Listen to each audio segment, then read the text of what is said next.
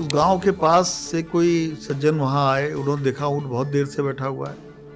एक दूसरा राहगीर भी आया, उन्होंने कहा भाई इस ऊँट की लगता है तबीयत खराब हो गई, क्या हो, तो बहुत देर से बैठा, हिल ही नहीं रहा है। तो बोले नहीं कोई बात नहीं, इसकी साकल नहीं है। तो उन्होंने जाके एक्टिंग की जैसे साकर उतार रहे हैं, ऊँट उठ के खड़ा हो गया। कांग्रेस का हाल भी वैसा ही है कि भाई उनको गांधी परिवार के साथ रहने की आदत हो गई है और वो उस आदत से अब मुझे लगता है जल्दी मुक्त नहीं हो। भाई जब चुनाव आयोग ने कहा कि मशीनें रखी हैं, आओ इसे टेम्पर करके दिखाओ, तब तो कोई माई का लाल नहीं गया। चंद्रशेखर जी का मैंने इंटरव्यू किया, अरे आप तो 4-5 महीने में हटा दिए गए। तो नौजवान, उनकी स्टाइल बहुत अच्छी थी। नौजवान कोई भी एवरेस्ट पर डेरा डंडा लेकर बैठ नहीं जाता तंबू गाड़ कर, वहाँ जो जाता है उतर कर आता है। वाह। लेकिन लोगों की शिकायत है कि मायावती जी कहीं गायब हो गई हैं, क्या वो उन्होंने सरेंडर कर दिया है या क्या सिचुएशन है? इस पे क्या रीडिंग है आपकी मायावती जी को लेकर? मैं असल में रौनक आपसे बहुत पॉलिटिकल बातें करने नहीं आया था, पर आप पूछ रहे हैं तो मैं सर क्योंकि मैं भागूंगा नहीं। सर आप इतने सालों से लगातार लिखते आ रहे हैं, कॉलम्स इतने सारे लिखे हैं आपने, कभी आपको लिखने की वजह से किसी का कोई दबाव या प्रेशर झेलना पड़ा? फिर जब टाटा ने जैगुआर खरीदी तब उन लोगों के दिमाग में आया, हाँ ये भारत भी कोई चीज़ है जो जैगुआर खरीद लेता है। Who is Tata? मेरे भतीजे वहाँ पढ़ रहे थे उस समय, उससे पहले उन्हें कोई नहीं जानता था। जो ही जैगुआर खरीदी लंदन में, उससे बच्चे पूछने लगे कि who is Tata, where is India, ऐसी बातें होने लगी। तो मैं पब्लिक से हमेशा इस बात की इल्तिजा करता हूँ कि भाई जब आप हर चीज़ पे पैसे खर्च करने को तैयार हैं तो मीडिया को कम से कम इतना तो कीजिए कि वो इंडिपेंडेंट हो सके। वो तो आप करने को तैयार नहीं है, और जब तैयार नहीं है तो भाई शिकायत ज़्यादा कीजिए मत। सर 3 लोग जिन्होंने आपको आपकी लाइफ में सबसे ज़्यादा प्रभावित किया है। कहाँ फंसवा रहे हो यार? ये आखिरी सवाल है। सच बोल दूंगा तो बहुत कुछ गड़बड़ हो जाएगा। सर झूठ मैं बोलना नहीं चाहता। सर जर्नलिस्ट को सत्य बोलना चाहिए। मैं जर्नलिस्ट को सत्य बोलना चाहिए, लेकिन अगर उसे झूठ बोलने के लिए विवश किया जाए तो उसको चुप हो जाना चाहिए। Very well said. नमस्कार दोस्तों, द रौनक पॉडकास्ट में वेलकम, स्वागत। आज के पॉडकास्ट में हम आपको एक ऐसे मेहमान से मिलाने वाले हैं जिनके पास जर्नलिज्म का 4 डेकेड से ज्यादा का एक्सपीरियंस है। ये देश के सबसे बड़े हिंदी संपादकों में से एक हैं। आज तक चैनल को एस्टैब्लिश करने वाली शुरुआती टीम का हिस्सा भी थे। अभी सर दैनिक हिंदुस्तान के एडिटर इन चीफ हैं। आप इनको टीवी चैनल्स में पैनल डिस्कशंस में बराबर देखते ही होंगे। जी हाँ, हम बात कर रहे हैं शशि शेखर जी की। सर द रौनक पॉडकास्ट में आपका स्वागत है। टीआरपी के इस एपिसोड में आने के लिए थैंक यू, क्योंकि वैसे भी संपादक से मिलना उतना आसान होता नहीं है, तो अपना समय देने के लिए बहुत बहुत धन्यवाद। Indeed a pleasure to me as well। पता नहीं लोगों ने संपादक के चारों ओर बाउंड्रीज क्यों खींच दिए। मैं पत्रकार था, हूँ और रहूँगा। जी सर। तो पत्रकार और संपादक में कोई फर्क नहीं होता, और मैं आदमी सड़क का था, आदमी सड़क का हूँ, सड़क पे ही रहता हूँ। सर 40 साल से ज़्यादा का जर्नलिज्म का एक्सपीरियंस, इतना लंबा करियर, आपने तो पूरे भारत को बदलते देखा है। मतलब कार हो, रेफ्रिजरेटर हो, फ़ोन हो। मुझे याद है कि हमारे घर इंसान हो, फ़ोन का कनेक्शन लेने के लिए महीनों सालों तक का वेटिंग होता था। सिलेंडर हो, गैस सिलेंडर हो, तब से लेकर के अब तक को भारत को आपने इतना बदलते देखा है। कंप्यूटर, हाईवेज, बिजली। आज के बड़े शहरों में अगर बच्चों को पूछें तो शायद ही उनमें से ज़्यादातर लोगों को पावर कट पता होगा। तो आज आप जो कुछ भी देख रहे हैं, 40 साल पहले क्या आपने कल्पना करी थी कि भारत इतना आगे बढ़ेगा? What was in your mind at that time? हम जिस भारत में पैदा हुए थे वो सपने देखता था, और वो सपने इस तरीके के नहीं थे। 1991 के बाद की दुनिया बदली है। 1991 से पहले की दुनिया बड़ी सर्वजन हिताय और सर्वजन सुखाय टाइप की थी। हम लोग ये सोचते थे कि एक दिन ऐसा होगा जब बड़ी सब लोग तरक्की करेंगे, सब लोग आगे बढ़ेंगे। आगे कैसे बढ़ेंगे, आगे बढ़ने का फ़लसफ़ा क्या है, उस आगे बढ़ने की सूरत और सीरत क्या होगी, ये हमें नहीं मालूम था। मैं जब पहली बार विदेश गया और मैंने विदेश में इतनी ऊंची ऊंची इमारतें देखी, पहली बार मॉल देखा, 80s की बात है ये, तो तब से विदेश भी बदल गया है। और मुझे लगा यहाँ के लोग कैसे रहते हैं, क्या करते हैं। लेकिन मैं जब उन लोगों से मिलता था तब भी मुझे लगता था कि हम में और उनमें एक बहुत बड़ा अंतर है, और वो बहुत बड़ा अंतर ये था, वो सोच का अंतर था। हम छोटे शहरों में रहते थे, बनारस में, इलाहाबाद में, मिर्ज़ापुर में, और वहाँ पर कोई बहुत इस तरह की चीज़ें नहीं होती थी कि हम इतनी बड़ी तब गाड़ियाँ थी नहीं, गाड़ियाँ खरीद लें, हम इतना बड़ा बंगला बना लें। अब तो मैं ये देखता हूँ कि एक सपनों का घर होता था, 2-4 कमरे का, कहीं बन जाता था, पूरी ज़िंदगी उसमें खप जाती थी।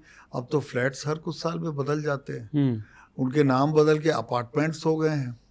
तो एक दुनिया बदली है, पर दुनिया अगर बदली है तो उसके साथ हम भी बदले हैं, हमारा देश भी बदला है, और अब एक इज़्ज़त का एहसास होता है। उस पहली बार हम इंडिया से आए हैं, कुछ जानता नहीं था। स्टॉकहोम में 1988 में कुछ लोगों ने मुझसे पूछा कि आप कहाँ से आए हैं, और उसकी वजह ये थी कि मैं खबर फाइल करने के लिए हम लोग गए, बर्फ़ पड़ रही थी और हम लोगों को लाइन में खड़ा होना पड़ा। और टेलेक्स नाम की एक चीज़ हुआ करती थी, शायद आप जानते भी नहीं होंगे। तो वो बस उस पुराने तार का एक अगला स्वरूप था कि एक टाइपराइटर यहाँ लगा था, एक वहाँ लगा था, उसे वो टाइप करते थे, हम रोमन में लिख के खबर को देते थे उन्हें। हमारी राइटिंग उनको समझ में नहीं आती थी, हमारे लिखने का तरीका उनको समझ में नहीं आता था, झंझटिया काम था। एसटीडी, आईएसडी एक चीज़ होती थी जो लगानी पड़ती थी, घंटों में फ़ोन मिलते थे। अब उसके बाद वो वहाँ पे सही कागज़ निकलेगा कि वो इस तरह से गार्बेज आएगा, कोई नहीं जानता था। तो उन्होंने पूछा, भाई कहाँ से आए हैं आप लोग, कौन हैं? तो बताया। इंडिया सुन के बहुत किसी के चेहरे पर कोई भाव नहीं आया जी। आज जब मैं कहीं बाहर जाता हूँ, लोग हमें बड़ी इज्जत से देखते हैं। अभी पिछले ही हफ्ते मैं विदेश से लौटा हूँ, एक एशियन कंट्री में गया था, वियतनाम में। उनकी प्रगति ने मुझे बहुत ज़्यादा मोहा, लेकिन अपने देश की इज्जत भी मैंने वहाँ पर पढ़ी, देखी और जानी। मुझे अच्छा लगता है कि मैं उस भारत में पैदा हुआ था और इस भारत में रहता हूँ। Wonderful sir. पर इन 40 सालों में कुछ ऐसी भी चीजें हैं जो बिल्कुल नहीं बदली हैं, वो क्या है? 44 सालों में जी। मैं अपने एक्सपीरियंस की बात कर रहा था, आपने 40 साल पे रोक दिया, मुझे 44 साल पूरे हो गए। ठीक है सर। तो सर पिछले 4 दशकों में ऐसी और कौन सी चीजें हैं जो आपको लगता है नहीं बदली? लोग अक्सर कहते हैं जीवन मूल्य बदल गए। जीवन मूल्य कैसे बदल गए? जीवन मूल्य तो वही है। हम आज भी प्यार करते हैं, हम आज भी घृणा करते हैं, हम आज भी दुख होता है तो रोते हैं, चोट लगती है तो हमें दर्द होता है, हम आज भी बड़े खुश होते हैं, आज भी हमें जलन होती है, आज भी हमें ईर्ष्या होती है, और आज भी जब हमारा अपना कोई कुछ करता है तो हमें गर्व होता है। हम बदले कैसे? अल्टीमेटली तो वही हैं। तो ये होता क्या है कि एक पुरानी कहावत है, तर्क सत्य के खिलाफ मुहिम है। तो सोशल मीडिया के समय में तर्क हो गया, सत्य कहीं पीछे रह गया। और जो लोग सत्य को नहीं मानते थे पहले भी कि ट्रुथ कुछ नहीं होता है, वो कहते थे ट्रुथ आपका अपना वर्जन होता है। महावीर ने कहा था कि सत्य के 7 स्वरूप होते हैं और एक समय में एक ही आपको दिखाई पड़ता है। जैसे मैं आपको आगे से देख रहा हूँ, मुझे मालूम नहीं है, हो सकता है अब यहाँ से पीछे आपके बाल ना हो, कोई मुझे पीछे से देख रहा है, अब वो अपने तरीके से देख रहा है। अब आप सोचो, अगर मुझे कोई नीचे से देख रहा होता तो उसको मैं अलग दिख रहा होता, सिर्फ इधर से देखे तो अलग, इधर से देखे तो अलग। तो जब हम इस तरीके की बातों को करने लगे हैं कि आज हो ये गया है, सत्य की के उस 7 स्वरूपों में कोई भी स्वरूप नहीं होता, पर कुछ गढ़ा जा सकता है, क्योंकि वायरल कराने की होड़ है जी, पर मूल्य नहीं बदले। मैं एक उदाहरण दे रहा हूँ आपको सर। आप जब बाहर जाते हैं तो आप क्या कहते हैं, मैं गोडसे के देश से हूँ या गांधी के देश से हूँ? ऑफ कोर्स गांधी के देश से। हमारे प्रधानमंत्री जाते हैं, तो अभी वो गए थे कीव, और वहाँ पर उन्होंने गांधी की प्रतिमा पर माल्यार्पण किया। कीव में गांधी की प्रतिमा क्यों है युद्धग्रस्त इलाके में, और उस पर अब तक बम क्यों नहीं पड़ा? यही जीवन मूल्य है। लेकिन पिछले कई वर्षों से, इस 2 अक्टूबर को मैंने चेक नहीं किया, पिछले 3 या 4 सालों से नाथूराम गोडसे अमर रहे फर्स्ट ट्रेंड करता है। तब उस ट्रेंड को सच मानूं या गांधी को सच मानूं? इसीलिए जीवन चिरंतन है और इसीलिए हमारे मूल्य हैं और वो नहीं बदलेंगे। तो सर, पत्रकार का असली धर्म क्या है? क्योंकि आज के टाइम में जब हम जर्नलिस्ट को सुनते हैं, पत्रकारों को देखते हैं, समझते हैं, तो वो ये कहते हैं कि हमारा काम है दोनों तरफ की चीज़ों को दिखाना, दोनों पॉइंट ऑफ व्यूज़ को दिखाना, फिर उस पर कोई सोशल मीडिया पर उन पे तंज कसता है कि अगर आप ये कह रहे हैं कि ये कह रहा है बाहर बरसात हो रही है, दूसरा कह रहा है बाहर बरसात नहीं हो रही है, तो एज अ जर्नलिस्ट मैं दोनों दिखाऊंगा। जबकि वो कह रहा है आप खुद बाहर झांक कर देखे, बारिश हो रही है तो आप बताइए, हो रही है, नहीं हो रही तो नहीं बताइए। सो आपका एक अपना स्टडी होती है, रिसर्च होती है, फिर दो अलग पक्ष होते हैं, तो उसका काम दोनों पक्ष दिखाना है या सत्य दिखाना है? हमारा काम सिर्फ सत्य दिखाना है। हो क्या गया कि कुछ चीज़ें बदल गई और उससे लोगों को थोड़े कन्फ्यूज़न हो गए हैं। मैंने इस देश का सबसे तेज़, सबसे बड़ा चैनल, उसके निर्माण में एक बड़ी छोटी सी भूमिका अदा की थी जब वो शुरू हुआ था। उस समय इस देश की और इस दुनिया की सबसे बड़ी खबरें जनरेट हुई। 9/11 तभी हुआ जी, अफ़गानिस्तान पर हमला तभी हुआ, संसद पर हमला तभी हुआ, नेपाल के राजघराने में हत्या हो गई, गुजरात के दंगे हुए और शुरुआत बहुत ख़राब हुई थी भुज के भूकंप से। अब उन टेलीविज़न के 1.5 सालों को मैं अपना अनुभव आपको बताता हूँ। हम लहर के साथ नहीं बहते थे। हमें सिखाया गया था सच जो है, जहाँ है, जैसा है उसको वैसा ही दिखाना है। लेकिन सच क्या है? अगर पत्रकार के हिसाब से पूछे, बड़ी अजीब बात आपको लगेगी। सच वो है जो प्रमाणित हो सके। आज अगर मान लीजिए आप सब लोग मिलकर, एक बड़ा अजीब सा उदाहरण दे रहा हूँ, मेरी हत्या कर दे और मेरा शव गायब कर दे, तो सारे एविडेंस हो गए, लेकिन पुलिस हत्या का मुकदमा तभी दर्ज कर पाएगी जब मेरा शव मिलेगा। शव नहीं मिला तो लापता, गुमशुदगी वगैरह वगैरह वगैरह ही दर्ज होंगे। जी, तो आपको एक उदाहरण बताता हूँ। जब संसद पर हमला हुआ तो हम लोग मीटिंग कर रहे थे। उस समय हमारे एक करस्पॉन्डेंट थे, वो गलती से मोबाइल फ़ोन अंदर ले गए थे और वो उस समय आडवाणी जी के पास बैठे हुए थे। जब पहली गोली चली तो उन्होंने अपने ब्यूरो चीफ को, वो भी एक बड़े नामचीन पत्रकार हैं देश के, उनको फ़ोन किया। वो जो ब्यूरो चीफ थे उस समय, आज भी मेरे छोटे भाई हैं, मेरे बड़े प्रिय हैं, वो थोड़े रिएक्टिव है। वो एक्टिविज़म और जर्नलिज्म दोनों को कभी कभी मिला देते हैं। उनका फ़ोन जो है, उन्होंने क्या संसद में गोली चली? जरूर साले उसने चलवाई होगी। उन्होंने एक नेता का नाम लिया जो उस समय सांसद थे और वो ये कहते हुए पीसीआर की ओर भागे। आपने कभी टेलीविज़न में अगर काम किया हो तो आप जानते होंगे कि न्यूज़ ब्रेक करने से बड़ा धर्म कोई वहाँ नहीं है। लेकिन न्यूज़ का अकेली प्राणवायु, अकेला जो उसका तत्व है वो सत्य है। जी, सत्य जो ही समाप्त होगा वो कहानी हो जाएगी, खबर नहीं रहेगी। उसके पीछे मैं भागा, अरे उसका नाम बदले देना, उस नेता का नाम लेते हुए। मेरे पीछे मेरे दूसरे एडिटर भागे। हम जब 5-6 लोग भाग रहे थे टुवर्ड्स पीसीआर, तो लोगों को लगा आज इन संपादकों में मारपीट हो गई। हम बड़े उत्तेजना में थे, चिल्ला रहे थे और भागते भागते मैंने सिर्फ यही कहा पीसीआर के जो डायरेक्टर, जो प्रोड्यूसर थे, उनसे सिर्फ ये लिखना संसद में गोली चली, इसके अलावा हमारे पास कोई जानकारी नहीं थी। उसके बाद खबर डेवलप होती चली गई।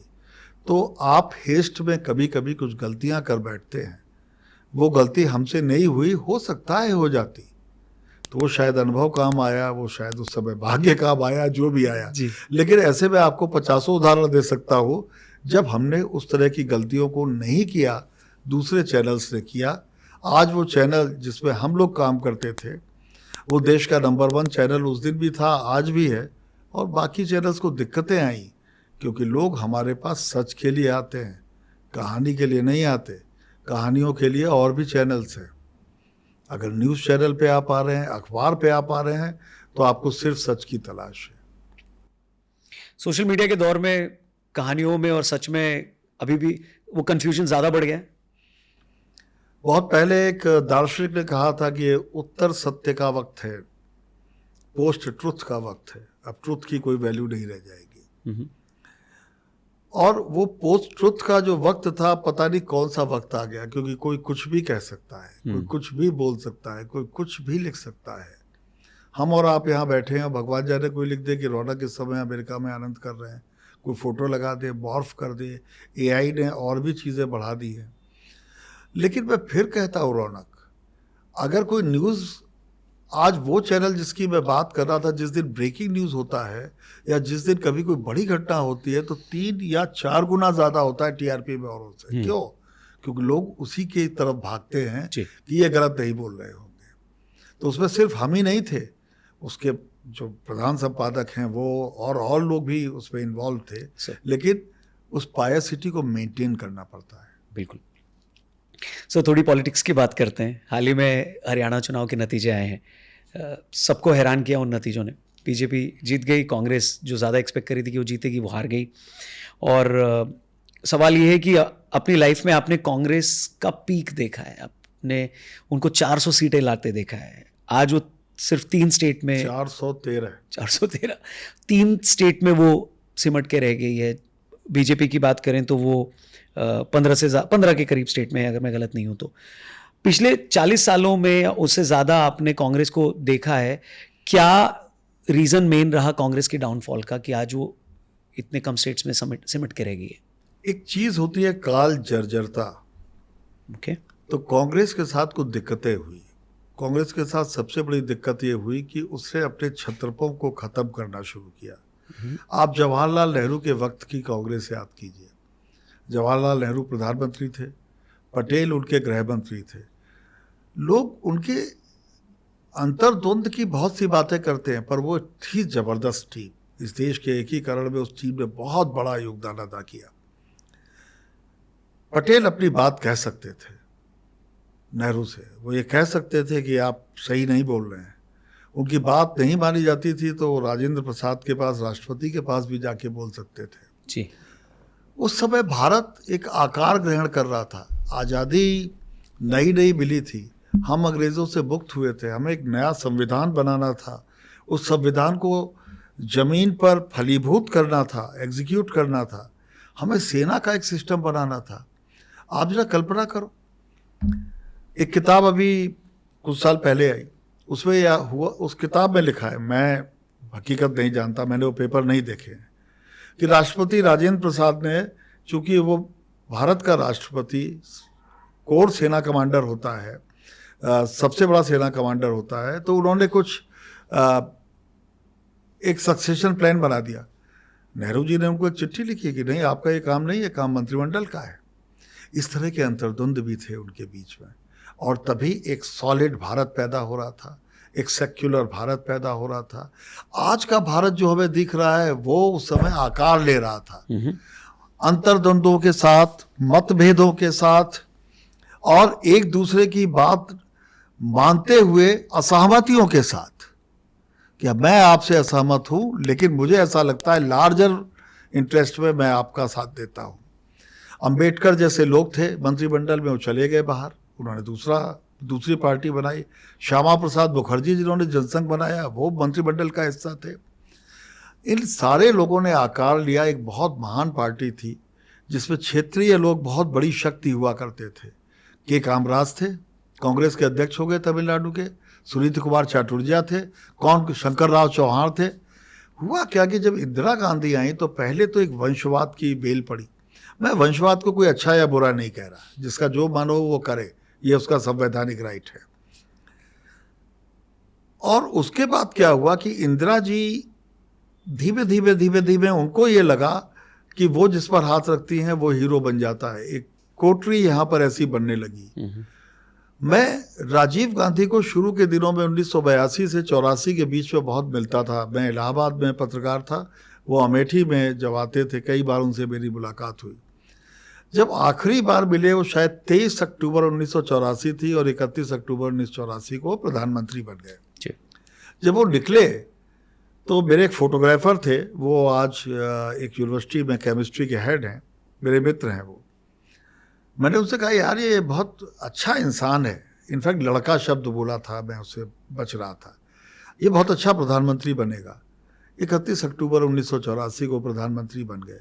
उन्होंने कुछ बहुत बड़े काम किए, लेकिन उसी समय में क्या हुआ, अर्जुन सिंह ने एक चुनाव जीता मध्य प्रदेश पे, वो हटा दिए गए, पंजाब में गवर्नर बना दिए गए। तो जब इस तरीके की चीज़ें बढ़ने लगी और वो एक परंपरा बन गई हाई कमान की कि जो हाई कमान कहेगा वो करेगा, तो दिक्कतें पैदा हो गई। हाई कमान कल्चर किसी भी राष्ट्रीय पार्टी के लिए खतरनाक है।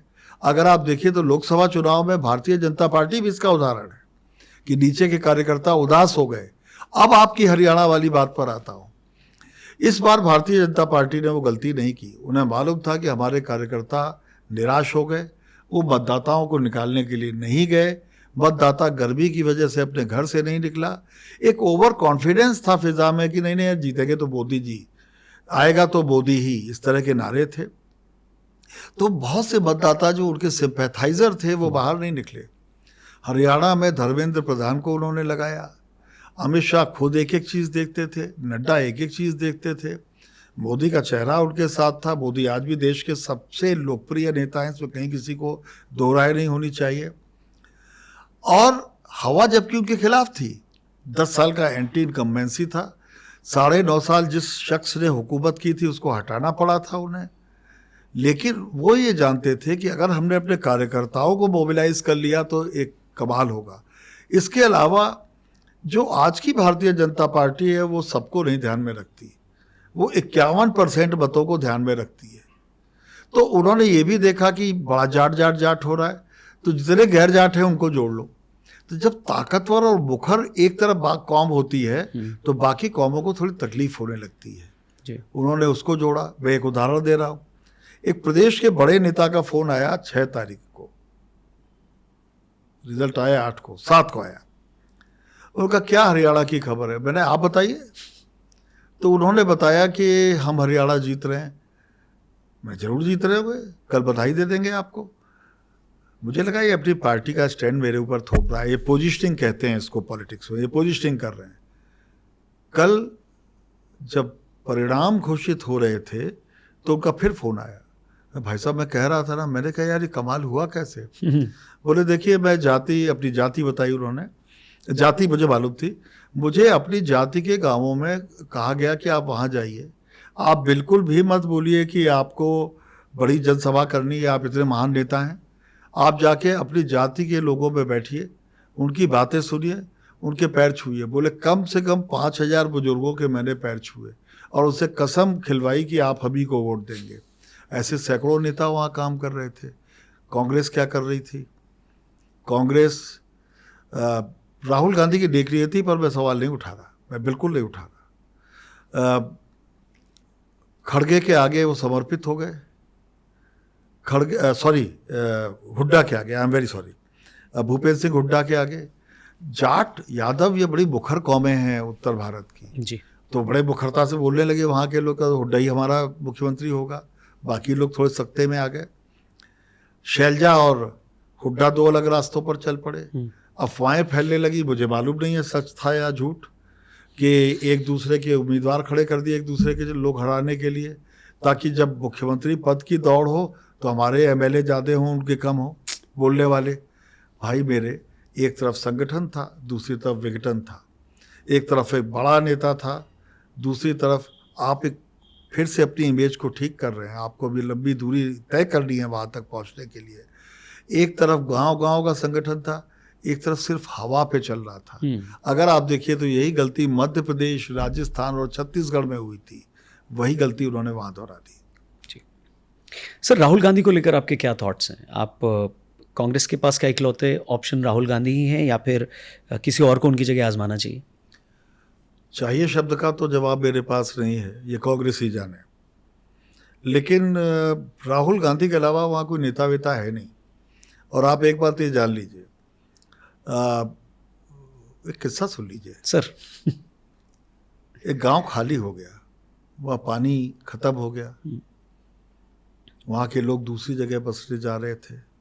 एक बहुत बूढ़ा ऊँट था, उन्होंने कहा इस ऊँट को तो ये चल भी नहीं पाएगा, क्या ले जाएं इसको? तो उन्होंने उसको छोड़ दिया। तो जो गले में उसके चेन बंधी रहती थी वो उसको जाते जाते उतार ले गए, दूसरा ऊँट खरीदेंगे तो उसके बांधेंगे। अब वो ऊँट बेचारा बैठा रह गया। सवेरा हुआ वो उठा ही नहीं, शाम हो गई वो उठा ही नहीं, अगला दिन आ गया वो उठा ही नहीं, बैठा रहा। एक कोई उस गांव के पास से कोई सज्जन वहाँ आए, उन्होंने देखा ऊँट बहुत देर से बैठा हुआ है। एक दूसरा राहगीर भी आया, उन्होंने कहा भाई इस ऊँट की लगता है तबीयत खराब हो गई, क्या हो, तो बहुत देर से बैठा, हिल ही नहीं रहा है। तो कहते कोई बात नहीं, इसकी साकल नहीं है। तो उन्होंने जाके एक्टिंग की जैसे साकर उतार रहे हैं, ऊँट उठ के खड़ा हो गया। कांग्रेस का हाल भी वैसा ही है कि भाई उनको गांधी परिवार के साथ रहने की आदत हो गई है और वो उस आदत से अब मुझे लगता है जल्दी मुक्त नहीं होंगे, और मुक्त होने की शायद ज़रूरत भी नहीं है। राहुल गांधी ने बड़ी ज़बरदस्त मेहनत की है, उन्होंने अपनी इमेज में बड़ा सुधार किया है। सिर्फ इस नाम पर राहुल गांधी की बुराई की जाए कि वो किसी राजीव गांधी के बेटे हैं, इंदिरा गांधी के पौत्र हैं, मुझे लगता है ये उनके साथ भी जाती है, उनको जज कुछ ज़्यादा किया जाता है। अब उन्होंने जैसे भारत यात्रा की, जैसे उन्होंने अपनी पार्टी को खड़ा करने की कोशिश की है दोबारा से, तो अगर दोष उनको जाता है तो कुछ थोड़ा सा उनको क्रेडिट भी मिलना चाहिए। Fair enough. सर, कांग्रेस के डाउनफॉल की बात तो की, लेकिन बीजेपी की राइज की भी बात करते हैं। 15 स्टेट में शायद उनकी सरकार है, तीसरी बार मोदी जी जून में प्रधानमंत्री भी बन गए। उनके राइज को आप कैसे देखते हैं पार्टी की? कांग्रेस तो कहती है कि बीजेपी ईवीएम में छेड़खानी करती है, सो इस इल्ज़ाम को कैसे देखते हैं और बीजेपी की राइज को कैसे देखते हैं? ये उत्तर सत्य का युग है, सोशल मीडिया का युग है, पार्टियां भी वही कर रही हैं।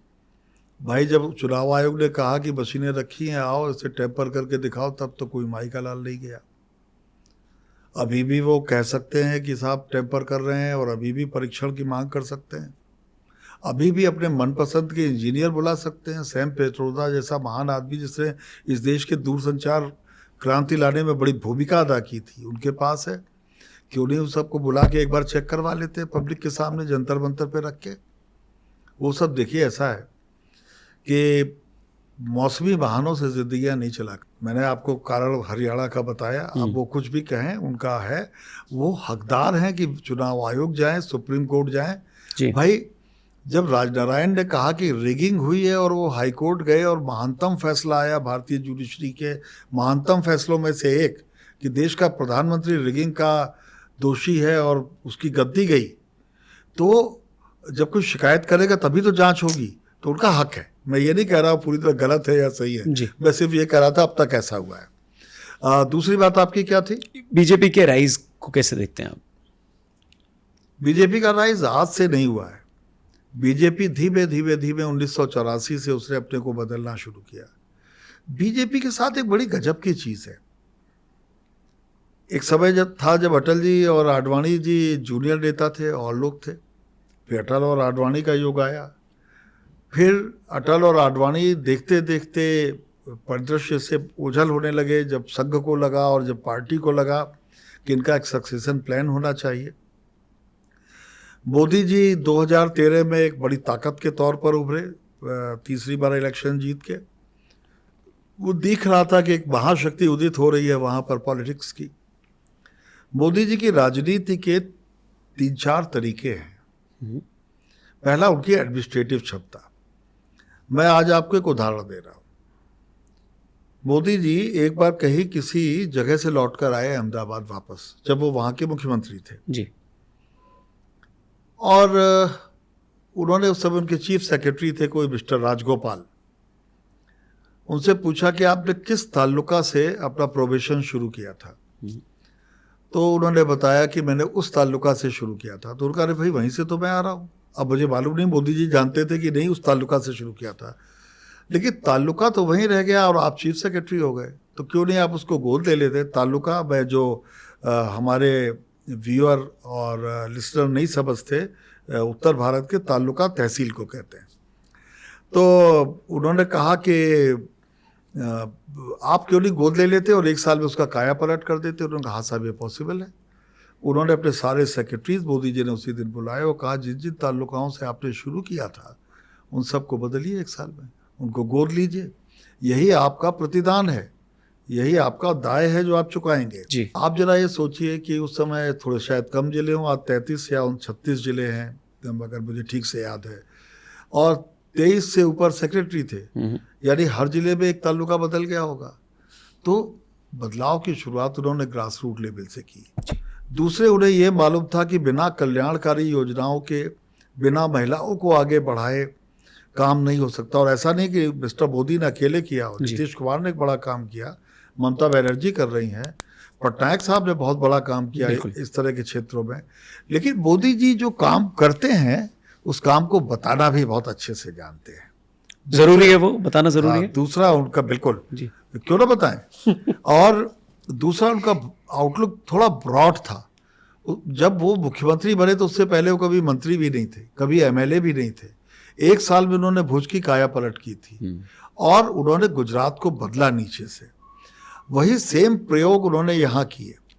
जब वो आ रहे थे तो हम लोग भी बड़े क्यूरियस थे, क्योंकि मैंने बड़े बड़े नेताओं को प्रदेशों से आते हुए देखा और दिल्ली आके बदल जाते हैं, उनके कुर्ते पजामे बदल जाते हैं, उनके कपड़े बदल जाते हैं, उनके बोलने का तरीका बदल जाता है। जो लोग कहते हैं हमें भैंस की ज़रूरत है, कंप्यूटर की ज़रूरत नहीं है, वो हार्वर्ड में भाषण देने जाते हैं। जी। मोदी जी ने ठीक अहमदाबाद की स्टाइल की प्रशासन शैली यहाँ पर कायम की। और अब आप कह सकते हैं कि नॉर्थ और साउथ ब्लॉक में एक छोटा अहमदाबाद स्टाइल प्रशासन चलता है। लेकिन अगर आप देखिए तो कोरोना में जिस तरह घर घर अनाज पहुंचाया गया, जी। जिस तरह कश्मीर के दूरस्थ इलाकों में वैक्सीन पहुंचाई गई, जिस तरह आज तक बहुत से लोगों को अनाज दिया जा रहा है, तो जो लोअर स्ट्राटा है वो धीमे धीमे मिडिल क्लास में शिफ्ट हो रहा है। जी। हम 2000 से ऊपर की अगर इकोनॉमी हो गए हैं प्रति व्यक्ति की, तो मार्केट में पैसा आ रहा है और आप अपने शेयर बाजार देख लीजिए, वो फलीभूत हो रहे हैं। हम सब के जो छोटे मोटे पीएफ वगैरह के अकाउंट है, ज़्यादा पैसे दे रहे हैं। तो मोदी जी इस चीज़ को समझते हैं जी। तो उनका लार्जर पर्सपेक्टिव है, वो अपने टारगेट एरिया को भूलते नहीं है। जैसे आपका नाम टीआरपी है तो उनका नाम वोटर है, उनका जो टारगेट एरिया है, बिल्कुल। वो उसको भूलते रहिए कभी भी। जी सर। सो ये एक मेन कारण है, ये सारे जो कारण आपने गिनाए कि बीजेपी की राइज में ये सारी चीज़ों ने धीरे धीरे करके उनको कंट्रीब्यूट किया और आज भी वो आगे बढ़ते जा रहे हैं। सर, उत्तर प्रदेश को आपने इतने नज़दीक से देखा हुआ है, हम सब जानते हैं योगी जी की लोकप्रियता, अखिलेश भी अच्छा फाइट दे रहे हैं, लेकिन लोगों की शिकायत है कि मायावती जी कहीं गायब हो गई हैं। क्या वो उन्होंने सरेंडर कर दिया है या क्या सिचुएशन है? इस पे क्या रीडिंग है आपकी मायावती जी को लेकर?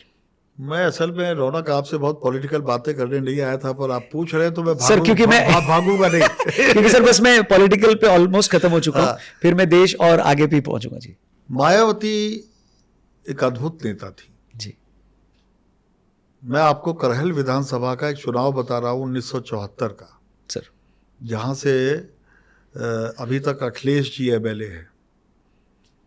वहाँ से एक महिला चुनाव लड़ी कांग्रेस के टिकट से, और उस चुनाव में 143 पोलिंग बूथ पे 74 पोलिंग बूथ में दलितों के वोट नहीं पड़ सके थे। ज़बरदस्त जातियों ने, लोग यादव और ठाकुर बोलते हैं, सुविधा के अनुसार मैं ज़बरदस्त जातियाँ बोलूँगा, उन्होंने अपने अपने पोलिंग बूथ पर उनको वोट नहीं डालने दिया। ओके। ये लोकतंत्र की महिमा है, ये संघर्ष की महिमा है। उसी प्रदेश में 21 साल बाद मायावती नाम की दलित महिला मुख्यमंत्री थी उसी प्रदेश में। ये भारतीय लोकतंत्र की बड़ी ज़बरदस्त महिमा है। मैं इसको सलाम करता हूँ, अपनी लोकतंत्र भावना को भारतीयों की। और मायावती जी जब 2007 में जीती तो मेरी उनकी एक मुलाकात हुई। मैं उनका निजी तौर पे बड़ा फ़ैन हूँ उनके संघर्ष का। मैंने उस दिन उनसे कहा कि देखिए, 5 कालिदास मार्ग पे जो जाता है वो प्रधानमंत्री सिंड्रोम का शिकार हो जाता है। 5 कालिदास मार्ग यानी उत्तर प्रदेश के मुख्यमंत्री का आवास। तो आप मुख्यमंत्री, अभी तो आपके पास उम्र है, आप आज मुख्यमंत्री हैं, कल प्रधानमंत्री भी बन सकती हैं, लेकिन ये बहुत छोटी चीज़ है। आप के रूप में दुनिया को एक दूसरा नेल्सन मंडेला मिल सकता है। उनका कैसे? तो मैंने उन्हें बताया कि नेल्सन मंडेला जब राष्ट्रपति बने तो उन्होंने कहा कि हम रंगभेद नहीं करेंगे, लेकिन हम रंगभेद न करना, सबसे आवश्यक रंगभेद न करने की जो सबसे पहली बात होगी कि हम रंग के आधार पर किसी के साथ बदतमीजी नहीं करेंगे। उनका आशय ये था कि जो साउथ अफ्रीका में गोरे हैं वो किसी भी तरह के अपमान या प्रताड़ना के शिकार नहीं होंगे बहुमत के हाथों। जी। उन्होंने गृह युद्ध से अपने देश को बचाया। आज वो एक उभरती हुई शक्ति है। हम और वो पार्टनर हैं साउथ अफ्रीका बहुत सी चीज़ों में। ब्रिक्स कंट्री कहलाती है, जिसमें इंडिया भी है और साउथ अफ्रीका भी है। वो उस समय वो इलेक्शन ब्राह्मणों ने और दलितों ने मिलकर लड़ा था। 5000 साल पुरानी छुआछूत की प्रक्रिया ऐसे तिरोहित हो गई थी। ये बहुत बड़ा कमाल था मायावती का। ब्राह्मण उनके पैर छूते थे मंच पर, मैंने उनसे कहा आप इस जादू को जारी रखिए, आप एक समाज बदलने वाली साबित हो जाएंगी और आप नोबेल प्राइज़ की हकदार होगी। प्रधानमंत्री और मुख्यमंत्री छोटी चीज़ें हैं, लेकिन बाद में उन पर आरोप लगते गए, वो दूर होती गईं, लोगों ने उन पे तरह तरह के आरोप लगाए कि वो कुछ ज़्यादा ही लोभी हैं। वो सब नहीं मालूम कितना सच है कितना झूठ जी, है, उसका मैं जी सर। प्रत्यक्षदर्शी नहीं हूँ। लेकिन मायावती जी एक बहुत संभावना की नेता थी। मुझे लगता है कि फ़िलहाल वो रास्ते से उतरी हुई हैं, लेकिन रास्ता भी खत्म नहीं हुआ है। ओके सर, पॉलिटिक्स पे मेरा आखिरी सवाल है, फिर उसके बाद मैं थोड़ा 80s की तरफ बढ़ूंगा, क्योंकि जो हमारी यंग जनरेशन है उनको भी ये जानना ज़रूरी है कि 80 का दशक और 90 का दशक कैसा था भारत के बदलाव को लेकर। तो सर, योगी जी की पॉपुलैरिटी से हम सब वाकिफ़ हैं, क्या ये सच है विद इन बीजेपी बहुत सारे लोग इस पॉपुलैरिटी से थ्रेटेंड फील करते हैं? बिना नाम लिए अगर आप बता सकें तो। हाँ, इस तरह की अफ़वाहें हैं, इस तरह की चर्चाएँ हैं, पर योगी जी अपना काम किए जा रहे हैं। मुझे ऐसा लगता है कि उत्तर प्रदेश को लगातार 3 मुख्यमंत्री ऐसे मिले, जिन्होंने अपने अपने तरीके से उत्तर प्रदेश के विकास में योगदान अदा किया। मायावती की एक बहुत बड़ी देन एक्सप्रेसवे थी, जी। आगरा नोएडा एक्सप्रेसवे, बड़ा विजनरी अप्रोच से बनी वो। अखिलेश ने फिर लखनऊ की एक्सप्रेसवे बनाई, उन्होंने और भी बहुत से काम किए। योगी जी जब आए तो वो भी कभी मंत्री नहीं रहे थे। उन्होंने बहुत तेजी से विकास और कानून व्यवस्था पर जोर दिया। वो बहुत लोकप्रिय हैं, और जब लोकप्रियता बढ़ती है, जब थोड़ा थोड़ा सत्ता पुरानी होती जाती है, तो उसके साथ कुछ और चीज़ें आती हैं। मैंने पहले भी बोला, ईर्ष्या भी आती है, कुछ लोगों की महत्वाकांक्षाएं भी आड़े आती हैं, कुछ लोगों को भय भी लगता है। तो हो सकता है कि वो भी अंदर अंदर चल रहा हो, जी। लेकिन सामने कुछ दिखाई नहीं पड़ा अब तक मुझे। जी ठीक है सर, थोड़ा सा पीछे चलते हैं। दोस्तों, जो आप लोग ये पॉडकास्ट को देख रहे हैं, प्लीज़ आप अपने क्वेश्चंस भी ज़रूर कमेंट सेक्शन में डालिएगा। 80 के दशक की बात करते हैं सर। पॉलिटिक्स और सोशल स्ट्रक्चर के मामलों में ये दशक बहुत ही अहम था। बीजेपी का भी जन्म हुआ, राम मंदिर का मुद्दा फिर से गर्म होने लगा, इंदिरा जी की हत्या हुई। जब एक पत्रकार के नाते आप ये सब विटनेस कर रहे थे, तो उस समय क्या चल रहा था देश में?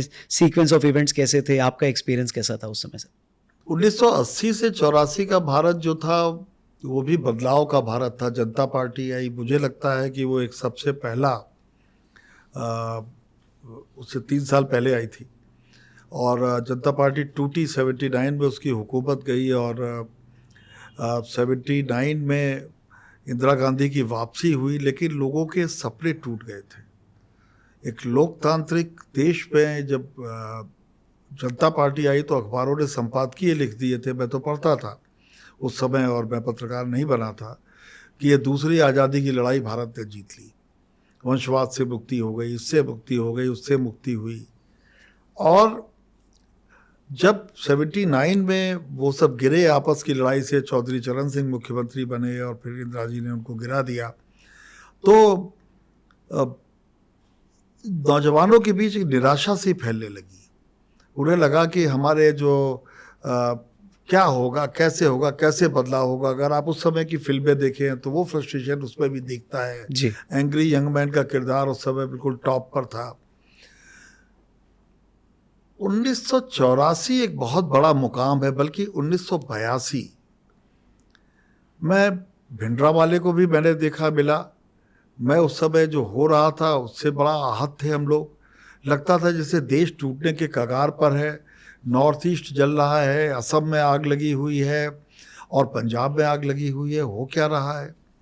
ऑपरेशन ब्लू स्टार जब हुआ और उससे पहले कुछ घटनाएं हुई, जिससे कि एकदम से भय का वातावरण फैल गया कि देश चलेगा नहीं चलेगा। और जब इंदिरा गांधी की हत्या हुई 31 अक्टूबर 1984 को, मैं इलाहाबाद में था, और कुछ ही महीने पहले, बल्कि 3 महीने पहले, मुझे उस अपने अखबार के संपादन का दायित्व तो मिला था। मैंने उस दिन जो दृश्य देखे, रौनक, वो बहुत डरावने थे। जिस तरह सिखों के दुकानें लूटी जा रही थी, और एक दृश्य तो मैं भूलता ही नहीं हूँ। मेरा जो ऑफिस था फर्स्ट फ्लोर पे था। एक सज्जन एक साइकिल की दुकान से, गद्दियाँ नहीं लगी होती थी साइकिल पे, जो सीट होती जी, है जी। वो ऐसी टंगी रहती थी। एक तो आप उठा के ले जाओगे, वो 2 उठा के ले जाना चाहते थे, तो 2 उठाते थे, 2 कदम चलते थे, रख देते थे। पूरे जो लीडर रोड इलाका है, जहाँ बड़ा बाजार भी है और बड़ा सघन इलाका है, दुकानें लुट रही थी। एक सज्जन टेलीविज़न का एक सेट लिए चले जा रहे हैं, किसी ने ईंट मारी, वो उस टेलीविज़न पर लग गई। वो टेलीविज़न उन्होंने यूँ हाथ किया, छोड़ दिया, अंदर से दूसरा टेलीविज़न उठा के चल दिए। कोई पुलिस नहीं थी, कोई कुछ नहीं था, और एक छोटी बच्ची दिखाई पड़ी, 7-8 साल की। उसने अपनी फ्रॉक यूँ कर रखी थी, उस पर 2-3-4 किताबें और वो कॉपियाँ टाइप की रखी थी। एक स्याही की डिब्बी आती थी, चेलपार्क उसका नाम था ब्रांड का। वो डिब्बी, वो स्याही की जो छोटी बोतल होती थी, वो उनके ऊपर रखी थी। वो अपनी फ्रॉक को जो समेट कर लिए धीमे धीमे चली जा रही थी। मुझे लगा कि कौन पिता होगा जिससे अपनी बेटी को लूट सिखा दी। हम कहाँ जा रहे हैं? मेरे लिए वो चरम डरावने क्षण थे। एक पत्रकार के हिसाब से खबरें बिखरी पड़ी थी, और मैं अवसन्न भाव से, मैं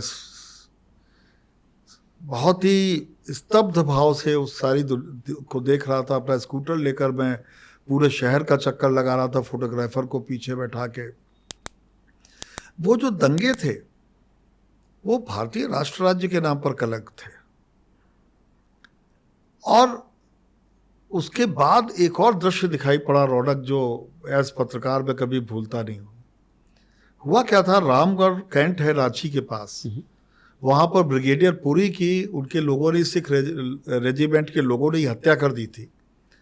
और वो बेचारे, उनको खुद नहीं मालूम था, वो बुरी तरह आहत थे, सिख लोग थे। हमारे हरमंदिर साहिब पर हमला किया गया और वो उनकी हत्या करके चल दिए बस। उन्हें ये भी नहीं मालूम था कहाँ जाना है। जी। वो फौजी थे, उनको बहुत ज़्यादा, थोड़ी इलाहाबाद तक आते आते उनको ये इल्हाम हो गया कि हमसे गलती हो गई। एक थाना था, उस थाने पर पुलिस वालों ने थाना ढक दिया कि कहीं ऐसा ना हो थाना देख के वो मार मुर दे हम लोगों को, और पुलिस भाग गई। उन लोगों ने दरवाजे खटखटा के लोगों से कहा, अरे भाई पुलिस वालों को बुलाओ, हम आत्मसमर्पण करना चाहते हैं। कोई नहीं निकला। उस दिन क्या हुआ कि इलाहाबाद में जब वो एक तरफ से एंटर हुए, वो निकल गए, दूसरी तरफ से उन्हें आना था। तो पता नहीं आपने इलाहाबाद देखा है कि नहीं, वहाँ एक मोहल्ला है झूसी, गंगा के पार गांव था तब वो। तो झूसी की तरफ से उन्हें आना था, तो दोनों तरफ से फौज ने नीचे गंगा के किनारे बंकर्स बना दिए। वो उधर भी जाके छिप के बैठ गए, इधर भी घरों में छिप के बैठ गए। वो इंतज़ार करने लगे उनके आने का। वो आए, वो भी ट्रेंड थे। वो बजाय रोड मार्ग से आने के, एक ट्रेन का जो ब्रिज था उससे आने लगे जी। जब वो बीच में पहुंच गए तो दोनों ओर से तोपे लगा के उन्हें सरेंडर को कहा गया। उन्होंने सरेंडर किया। जहाँ माघ मेला लगता है, उस माघ मेले के मैदान में उनको पीछे हाथ बांध के बैठा दिया गया।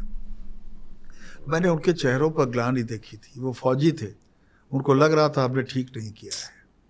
और मैं बड़े गर्व से कहता हूँ और सिखों को सैल्यूट करता हूँ, वो इस देश की मुख्य भुजा उन्होंने टूटने नहीं दी। और आज भी पंजाब इस देश का इंटीग्रल हिस्सा है। जो लोग पंजाब में खालिस्तान का नारा लगा रहे थे, वो सारे के सारे लोग हवा हो गए। अभी भी कभी कभी शोशेबाजी होती है, लेकिन ये भारत की दूसरी जीत है। एक जीत मैंने आपको वो दलितों वाली बताई थी, और ये भारतीय अखंडता की जीत थी। सर, 90 के दशक में की तरफ बढ़ते हैं। आपने ये सारी चीज़ें अपनी आंखों के सामने विटनेस की। सबसे डिफाइनिंग डेकेड कहना क्या सही होगा 90s के डेकेड को? अर्थव्यवस्था खोली, राजीव गांधी जी की हत्या उस समय हुई, मंडल कमंडल की राजनीति ने जोर पकड़ा, कोalition गवर्नमेंट का दौर आया। 90s को कैसे बयां करेंगे, जैसे 80 के दशक को हमने समझा? अगर 1947 का समय, 40s का समय इस देश को देश बनाने वाला था, 1975 का आपातकाल और उसके बाद का समय अगर भारतीय लोकतंत्र की पुनर्स्थापना का था, तो 1990 का वक्त ऐसा था जब हमने दरवाजे खोले और हमने अपने से भी कहा अब इस दुनिया के लिए प्रस्तुत हो जाओ। नवंबर 1991 में नरसिंह राव बॉन गए थे, जर्मनी की राजधानी। मुझे भी उनके साथ जाने का सौभाग्य मिला था। वहाँ पर एक बैठक उन्होंने की उद्योगपतियों की। नरसिंह राव से वहाँ पे पूछा किसी एक नुमाइंदे ने, इंडस्ट्री के नुमाइंदे ने, कि आपके यहाँ पेपर वर्क बहुत है, उसका रेड टेपिज्म से आशय था। मुझे लगता है राव साहब मुस्कुराए थे, क्योंकि मैंने उन्हें कभी मुस्कुराते नहीं देखा। मुझे ऐसा लगता है उससे शायद मुस्कुराए थे। उन्होंने जवाब बहुत अच्छा दिया था। अंग्रेजी में उन्होंने कहा था, उसका हिंदी तर्जुमा करता हूँ, कि हमारे यहाँ हम लोग पर्यावरण प्रेमी हैं, हम शताब्दियों से पर्यावरण की पूजा करते हैं, और वैसे भी पेड़ कम हो रहे हैं, तो कागज़ बनाने के लायक हमारे पास छाल नहीं रहेगी, और आप चिंता मत कीजिए, पेपर वर्क ख़त्म कर देंगे। वो नरसिंह राव ने एक दृढ़ संकल्प के साथ वो शुरू किया।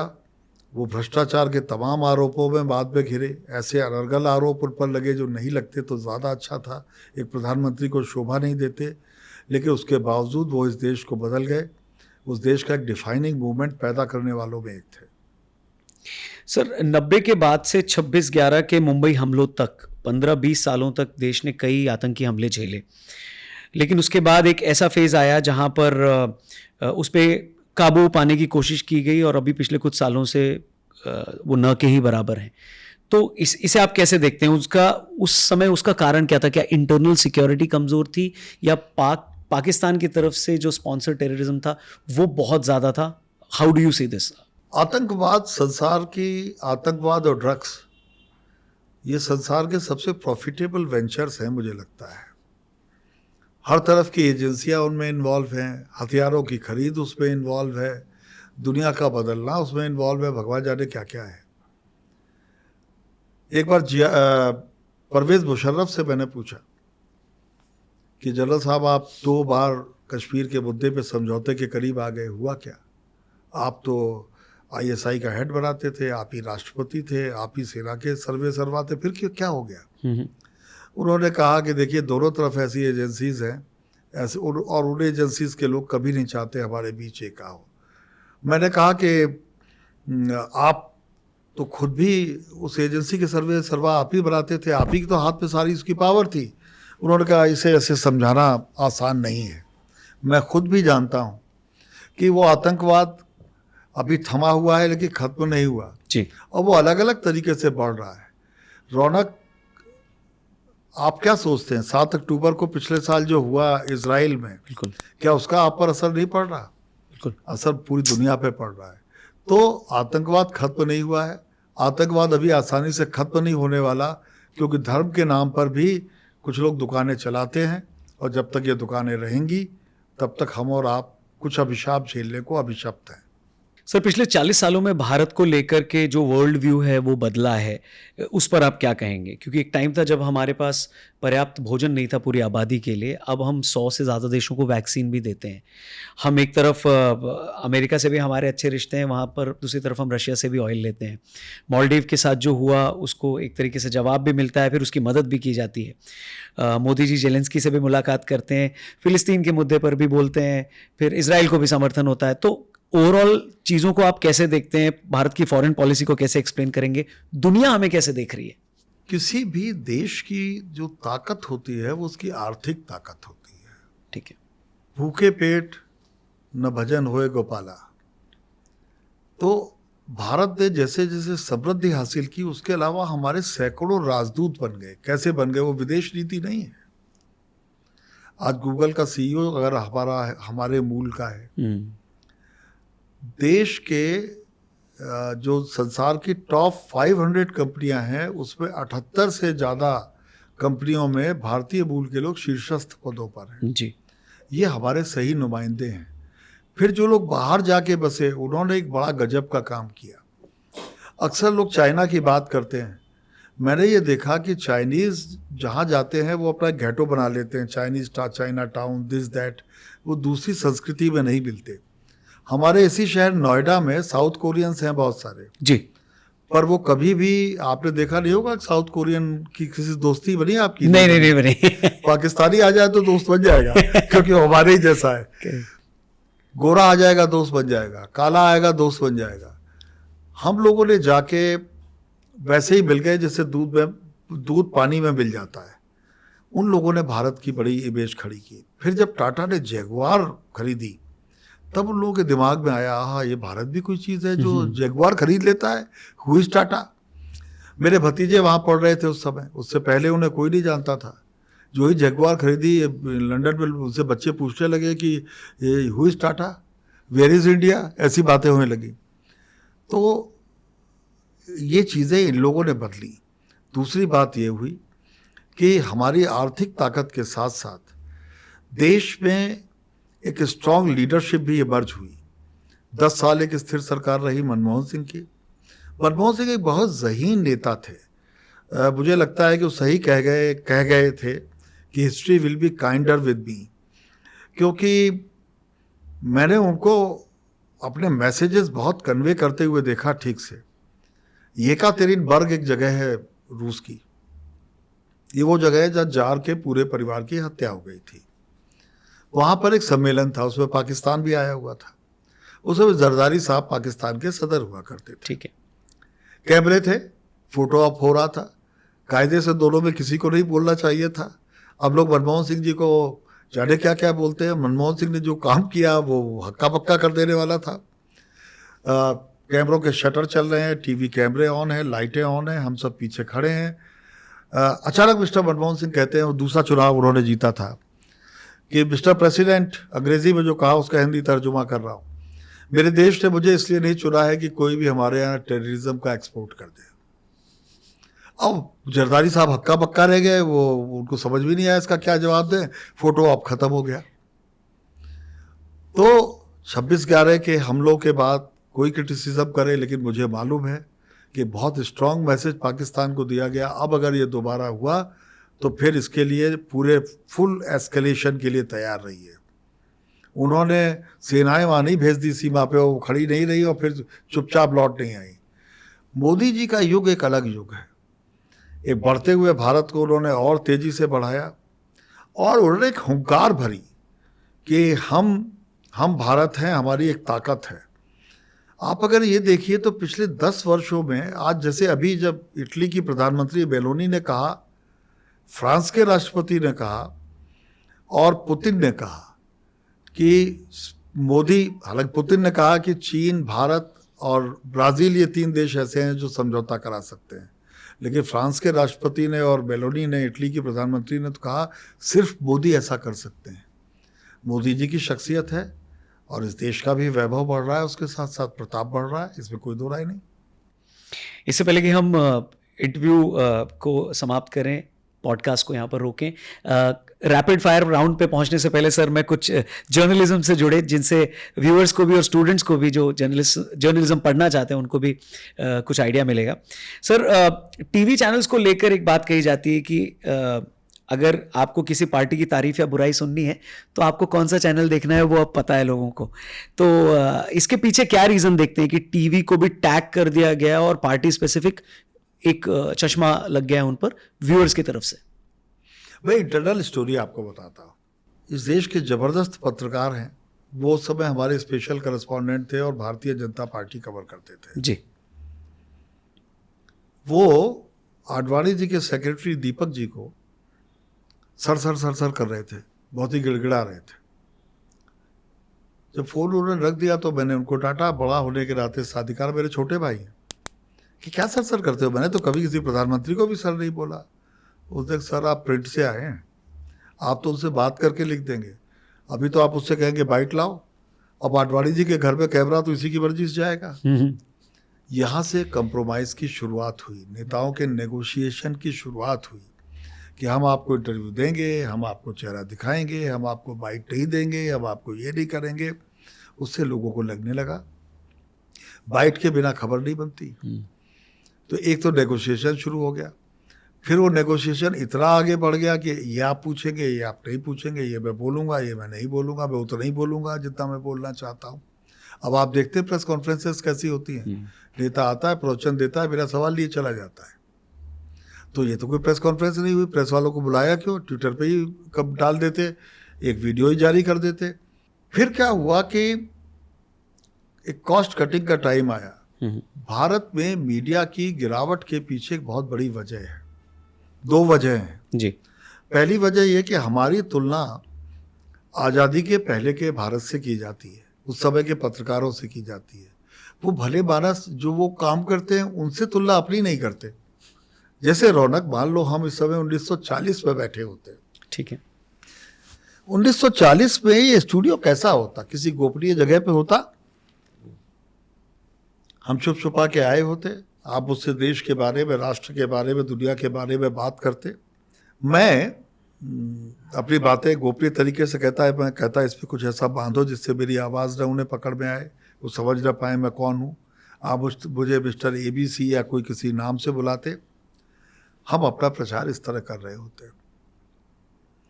आज इस देश में अगर मान लीजिए आप किसी नेता से नफरत करते हैं लेकिन उसको 13 करोड़ वोट मिले, आप किसी नेता से नफरत करते हैं, उसकी पार्टी को 26 करोड़ वोट मिले हैं, आप किसी प्रादेशिक नेता से नफरत करते हैं, उसको 2.5 करोड़ वोट मिले हैं, यानी 2.5 लाख करोड़ हमारे हमवतनों ने उसमें आस्था जताई है। तब दुश्मन साफ था, गोरा था, हमें उसे अपने देश से भगाना था। आज दुश्मन कौन है?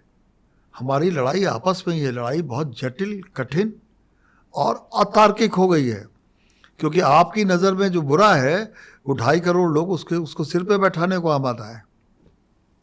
और ऐसे में जर्नलिज्म पर तरह तरह की तोहमतें वो लोग लगाते हैं, जो उसमें भी 2 बातें हो गई। एक, जर्नलिज्म के अंदर के लोग हैं जिन्होंने, जब तक वो सक्रिय पत्रकार थे तब तक तो उन्होंने कोई तीर नहीं मारा, आज वो तरह तरह की बात करते हैं। दूसरी एक गलती ये हो गई कि मीडिया इस देश में फ्री है। आप भी अपने पॉडकास्ट का कोई पैसा नहीं लेते। बिल्कुल। जिस दिन आप पैसा लेंगे आपकी 10% TRP व्यूअरशिप हो जाएगी, क्योंकि लोगों को फ्री कंटेंट कंज्यूम करने की आदत पड़ गई है। विकिपीडिया पैसा मांगता है कि हमें पैसा दीजिए, हम बेचना नहीं चाहते। मैं उनको सलाम करता हूँ कि वो वाकई सेवा कर रहे हैं और उनको कोई पैसा देता नहीं। वो उन्होंने एक दिन, मैं कई बार पढ़ता हूँ, इंडिया से टोटल जो उनको दान जाता है उसका औसत 269 रुपीज़ है। ऐसे कुछ ना कुछ वो देते रहते हैं। ठीक है। तो आप ज्ञान को लेने पर पैसे नहीं खर्च करना चाहते। मैं एक लॉजिक देता हूँ कि आप न्याय के लिए पैसे खर्च करते हैं, शिक्षा के लिए पैसे खर्च करते हैं, चिकित्सा के लिए पैसे खर्च करते हैं, लेकिन एक समाज के नाते ट्रुथ को संजोने की, पालने की, पोसने की, बढ़ाने की जिम्मेदारी आप नहीं उठाना चाहते। क्या हम भूखे ही रहें? और जब हम सैलरी देते हैं तो सैलरी आती कहाँ से है? कॉरपोरेट विज्ञापन देता है या सरकारें विज्ञापन देती हैं? अमेरिका का मीडिया जो थोड़ा मोड़ा स्वतंत्र है वो इसलिए कि उसे ट्रस्ट चलाते हैं और वहाँ पर सोसाइटी मानती है कि ट्रुथ जरूरी है। हमारे यहाँ ज्ञान तो दे दिया जाता है, पर ज्ञान देने वाले खुद ट्रुथ को चलाने के लिए 10 रुपये अपनी जेब से नहीं ढीला करते। तो अगर सब्सिडाइज रेट्स पर अखबार मिलेंगे, सब्सिडाइज रेट्स पर चैनल मिलेंगे, और आपको भी अगर रौनक पैसे नहीं मिलेंगे तो आखिर आप अपने बच्चे का लालन पालन कैसे करेंगे? अभी वो 6 साल का है, आपकी जिम्मेदारी है कि आप उसे पढ़ाएं लिखाएं। जी। तो मैं पब्लिक से हमेशा इस बात की इल्तिजा करता हूँ कि भाई जब आप हर चीज़ पे पैसे खर्च करने को तैयार हैं तो मीडिया को कम से कम इतना तो कीजिए कि वो इंडिपेंडेंट हो सके। वो तो आप करने को तैयार नहीं है, और जब तैयार नहीं है तो भाई शिकायत ज़्यादा कीजिए मत। सर, आप इतने सालों से लगातार लिखते आ रहे हैं, कॉलम्स इतने सारे लिखे हैं आपने, कभी आपको लिखने की वजह से किसी का कोई दबाव या प्रेशर झेलना पड़ा? कैसे रिएक्ट किया, कैसे हैंडल किया उसको आपने, अगर आया तो कभी? देखिए, पहली बात यह कि अगर आप सिर्फ सच लिखिए तो कभी आपको बहुत परेशानी नहीं होती। मैं जब क्राइम रिपोर्टर था तो मैंने सबसे बड़े माफिया के खिलाफ ही एक मुहिम छेड़ दी। मेरे संपादक जी भी छाप रहे थे। एक दिन उस माफिया का मेरे पास फ़ोन आया कि मैं फलाना बोल रहा हूँ और आप ठीक नहीं कर रहे हैं। तो मैंने, भाई मैं कुछ गलत नहीं कर रहा। अब वो मेरे सहयोगियों ने कहा तुम पिट जाओगे, कोई तुम्हारे स्कूटर पे बम मार देगा, कोई ये कर देगा। भाई मुझे तो न किसी ने मारा, न पीटा, न कुछ किया। मुझे बार बार लगता है रौनक कि अगर आप जब प्रिविलेजेस लेकर पार्टी बनकर कोई काम करते हैं तब आपके ऊपर आक्षेप लगते हैं। हालांकि अब तो आक्षेप बिना कुछ किए भी लग जाते हैं, लेकिन उससे कोई परेशानी नहीं है, क्योंकि वो आपके कपड़ों पे ऐसे बूंदें हैं जो झड़ जाएंगी, क्योंकि लोग जानते हैं कि आप ईमानदार हैं। मैंने आज तक जितना जो कुछ लिखा, मुझे तो किसी ने कभी धमकाया वमकाया नहीं। अब कोई कह सकता है कि आपने लिखा क्या, तो भाई ऐसे तो जो देश गीता और रामायण पढ़ के नहीं सुधरा, वो आजकल पढ़ के क्या सुधरेगा। सर, सोशल मीडिया के टाइम में आज प्रिंट मीडिया के सामने भी चैलेंजेस काफ़ी हैं। जिस खबर को फ्रंट पेज पर लेना होता है, ज़्यादातर लोग उसे कई घंटों पहले देख चुके होते हैं, और वैसे भी लोग ज़्यादातर आज की जनरेशन, क्योंकि अटेंशन डेफिसिट इतना है कि वो देखना पसंद करती है, पढ़ना कम। जबकि हम जब बच्चे थे, 90s के बच्चे हैं हम, सो हमको वही न्यूज़ अगर हम टीवी पे देखते थे तो हमको ये कहा जाता था कि तुम टीवी देख रहे हो, टीवी बंद करो। वही न्यूज़ जब हम अखबार में पढ़ते थे तो माता पिताजी खुश होते थे कि बच्चा अखबार पढ़ रहा है। सो उस प्रिंट की अपनी एक लेगेसी है, लेकिन आज वो चैलेंजिंग है क्योंकि लोग उस तरीके से पढ़ना नहीं पसंद करते हैं। तो इस पे क्या कहना है आपका? आप एक काम कीजिए, एक एडवर्टीजमेंट बनाइए और सबसे जो बड़ी वेबसाइट हो उसकी संबंधित, जैसे जीवन साथी या शादी.com, आप अपनी शादी का ही एक ऐड फर्जी दे दीजिए उसमें, ठीक है, एक प्रोफाइल बना के, और एक ऐड आप यहाँ के सबसे बड़े अखबार में दीजिए। ठीक है। और तब आप देखिए कि कितने जेन्युइन लोग अखबार के जरिए आपको कॉल करते हैं और कितने जेन्युइन आपको वहाँ मिलते हैं। आपको अंतर समझ में आ जाएगा। आज भी विश्वसनीयता अखबार की ही है ये, पर विश्वसनीयता अजर अजर अमर अविनाशी होने की गारंटी नहीं लेती। टेलीफोन का जो आपने पहले उदाहरण दिया वो ख़त्म हो गए, अब वो टेलीफोन सेट सिर्फ एंटीक पीस के तौर पे रखे हैं। जी। मैं जब अपने बच्चों को बताता हूँ कि मैं मम्मी को अंतर्देशीय पत्र पे लिखता था, उसको इनलैंड लेटर बोलते थे, तो वो समझ नहीं पाते। मेरे बच्चे तो प्रोफेशनल हैं, उन्होंने कभी इनलैंड लेटर नहीं देखा, खोल खोल के दिखाने पड़ते हैं। मुझे जो बड़े आदमियों ने चिट्ठियाँ लिखी, मैं कभी उन्हें खोल के दिखाता, बोले अरे ये इतने बड़े आदमी थे, अपने हाथ से आपको चिट्ठी लिखते थे। मैंने हाँ, ये आशीर्वाद देने का तरीका होता था उस जमाने में। तो वो चीज़ें बदल गई। आज नहीं तो कल अखबार भी ऐसे ख़त्म हो जाएंगे, लेकिन समाचार खत्म नहीं होगा, क्योंकि ट्रुथ खत्म नहीं होगा। बिना सच के हम और आप जी नहीं सकते। एक क्विक रैपिड फायर से पहले दर्शकों के लिए एक सवाल कि आज आप दैनिक हिंदुस्तान जैसे भारत के सबसे बड़े अखबार के एडिटर इन चीफ हैं, कई सालों से हैं। जाहिर तौर पर बाकी पत्रकारों की तरह आपने भी अपना करियर सब एडिटर के तौर पे शुरू किया होगा। मैं जानना चाहता हूँ, जो भी शख्स प्रिंट मीडिया में अपना करियर बनाना चाहता है, आपकी तरह चीफ एडिटर या एडिटर के पद तक पहुँचना चाहता है, उसके पास किस तरह की तैयारी होनी चाहिए, क्या प्रिपरेशन होनी चाहिए उस यंग बंदे के लिए? मेरे पास कोई फार्मूला नहीं है, मेरे पास कुछ फार्मूला नहीं है। मुझे लगता है कि मैं सही आदमी सही जगह पर सही वक्त पर पहुंचा, एक Okay. बात। दूसरी बात, मैं कोई ये नहीं कहूँगा कि मैं इतना महान था इसलिए मैं ये कर गया। दूसरी बात ये कि जब आप कहीं पहुंच जाते हैं तो ये आपकी जिम्मेदारी होती है कि आप उसे कैसे कायम रखते हैं। जी सर। और उस शीर्ष पर बने रहना संसार की सबसे मुश्किल चीज़ होती है। चंद्रशेखर जी का मैंने इंटरव्यू किया, अरे आप तो 4-5 महीने में हटा दिए गए। तो नौजवान, उनकी स्टाइल बहुत अच्छी थी, नौजवान कोई भी एवरेस्ट पर डेरा डंडा लेकर बैठ नहीं जाता तंबू गाड़ कर, वहाँ जो जाता है उतर कर आता है। वाह। राष्ट्रपति जॉनसन एक बार टहल रहे थे, ये 18th सेंचुरी का किस्सा है, लॉन में बाहर, व्हाइट हाउस आपने अगर देखा हो तो साइड में एक पार्क है, और एक राहगीर उनसे टकरा गया। ये झूठा किस्सा है, सच्चा है, लेकिन इसका मॉरल बहुत ज़बरदस्त है। कोहरा था, नौजवान जो उनसे टकराया राहगीर, वो उन्हें पहचान नहीं पाया। टीवी नहीं था, सोशल मीडिया नहीं था, यूट्यूब नहीं था, अखबार भी बहुत कम थे, अच्छा समय था। तो उस नौजवान ने झुंझलाहट में उनसे पूछा कि हु आर यू। प्रेसिडेंट का जवाब था, यही जानने के लिए तो टहल रहा हूँ। तो कोई पागल है। तो उसे ऐसे ही व्यंग से व्हाइट हाउस की ओर इशारा किया कि यहाँ कौन रहता है। उसे नौजवान, यहाँ कोई नहीं रहता, यहाँ लोग आते और चले जाते हैं। वाह। तो हम सब आने और चले जाने के लिए हैं, लेकिन इसका कोई फार्मूला नहीं है। मैं तो बस, अगर कोई मुझसे पूछता है तो मैं कहता हूँ कि I was the right person at the right place at the right time. Perfect. Quick rapid fire with Shashi Shekhar sir. Sir, खुद इतने बड़े अखबार के संपादक हैं, क्या हम जान सकते हैं खुद हर सुबह कितने अखबार पढ़ते हैं आप? सुबह तो नहीं मैं बोलूँगा, लेकिन दिन भर में 17-18 अखबार पढ़ लेता हूँ। अपने अखबार को छोड़कर आपका एक पसंदीदा अखबार, हिंदी या इंग्लिश, कोई भी? ईमानदारी का जवाब नहीं दे पाऊंगा, इसलिए नहीं दे रहा। ठीक है। एक ऐसे संपादक जिनके अंडर काम करके आपने बहुत कुछ सीखा? मैं कभी किसी संपादक के अंडर में नहीं रहा सिवाय राममोहन पाठक जी के, वो भी कुछ महीने, इसलिए और उनसे जो सीख पाया सीखा। मैं तो 24 साल की 23 साल से 24 साल के बीच में संपादक हो गया था, तो मुझे किसी बहुत महान संपादक के अंडर में काम करने का मौका नहीं मिला, ये मैंने गंवा दिया। लेकिन हाँ, कुछ बड़े संपादकों के मैं सानिध्य में रहा। जी सर। राजेंद्र माथुर साहब, और इसको काटना मत, नई पीढ़ी इसको बहुत, उसके लिए बहुत ज़रूरी है सुनना। राजेंद्र माथुर साहब जब भारत टाइम्स में लिखते थे तो मेरे रोंगटे खड़े हो जाते थे। मैं कभी कभी उनको फ़ोन करता था। वो एक बार आगरा आए और पूरे आगरा शहर में सिर्फ मेरे पास गाड़ी थी, क्योंकि वो कंपनी ने दे रखी थी। तो मैं खुद ड्राइव करता हुआ उनको गया लेने के लिए उस फंक्शन में। राजेंद्र यादव हिंदी के महान कहानीकार थे, उनका 60वां साल ग्रह मनाया जा रहा था 63 साल की उम्र में, उसके वो चीफ गेस्ट थे। तो मैं ही उनको बड़ी जिम्मेदारी लगाई गई कि आप ही रिसीव करके आएंगे। मैंने कहा नहीं, सिर्फ रिसीव ही करके नहीं आएंगे, मैंने छोड़ने भी जाएंगे, हम उनके फ़ैन हैं। मैंने उनसे कहा, मैं सर तो नहीं बोलते थे, भाई साहब हम आपके फ़ैन हैं। तो उन्होंने पूछा आपकी उम्र कितनी है? मैंने 27 से 28 साल के बीच में। बोले इतना ही मेरा एक्सपीरियंस है। उस शाम को राजेंद्र यादव जी थे, एक और लेखक थे और माथुर साहब थे। मुझे भी सौभाग्य था उस होटल के कमरे में बैठने का। और वो शाम को रस चर्चा का समय था। मैं रस चर्चा को डिफाइन नहीं करूँगा। बोल्शेविक क्रांति की कोई बात हुई।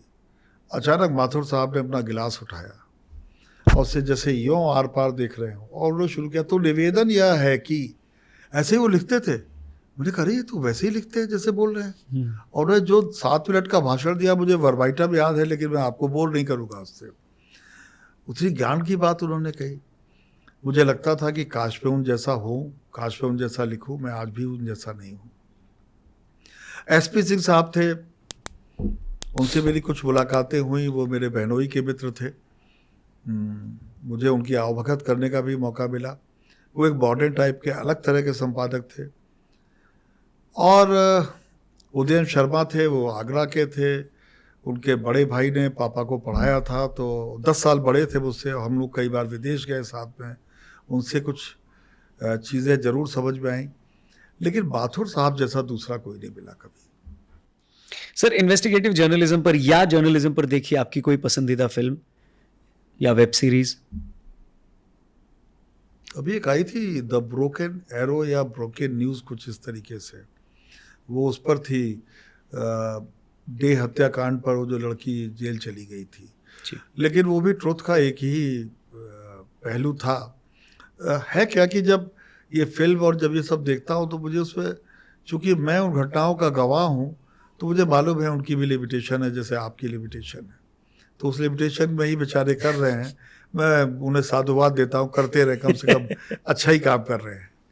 सर, कोई एक ऐसा इंटरव्यू जिसे लेने से पहले आप काफ़ी नर्वस थे? नहीं, कभी नहीं। एक ऐसा शख्स जिसका इंटरव्यू लेने की बहुत तमन्ना थी लेकिन वो पूरी नहीं हो पाई? राज कपूर, आचार्य रजनीश।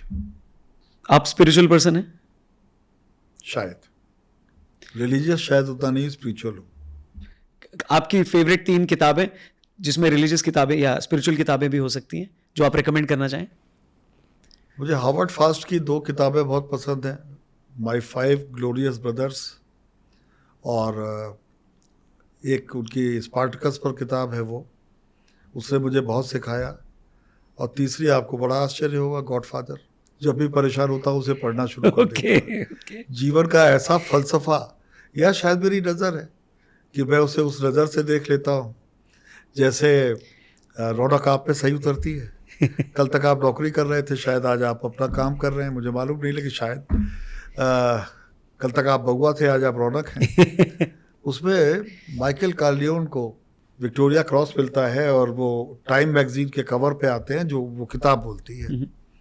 तो डॉन कार्लियोन के सामने से वो टाइम मैगजीन हटा दी जाती है। वो देख के बड़े नाराज़ होंगे कि उनका लड़का ऐसा काम, सेना में काम कर रहा है, और वो नहीं चाहते थे काम करे। किसी ने उनको बताया।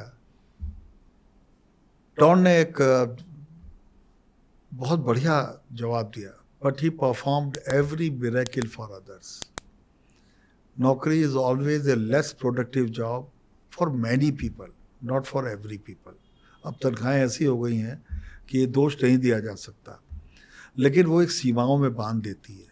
अब हम लोग तो उस ऊँट की तरह के हो गए हैं कि आदत पड़ी हुई है, लेकिन जो नौजवान पीढ़ी है वो उसको थोड़ा अलग तरीके से देखती है, और आप भी उसमें हैं। मैं आपको शुभकामनाएं देता हूँ।